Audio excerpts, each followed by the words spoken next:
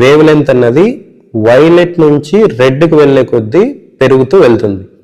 వైలెట్కి తక్కువ wave length ఉంటుంది, రెడ్కి ఎక్కువ వేవ్ లెంత్ ఉంటుంది.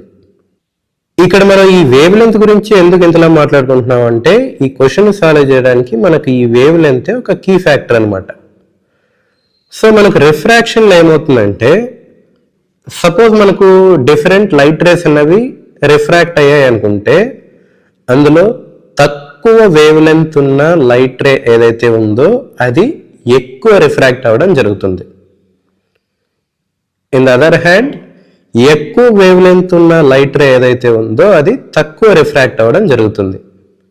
ఇందాక మనం ఇక్కడ చూసినట్టు వైలెట్ లైట్కి మనకు తక్కువ వేవ్ లెంత్ అనేది ఉండడం జరిగింది. సో మనకు అది ఎక్కువ బెండ్ అవ్వడం జరుగుతుంది, అంటే ఎక్కువ రిఫ్రాక్ట్ అవ్వడం జరుగుతుంది. In other hand red colour light అన్నది మనకు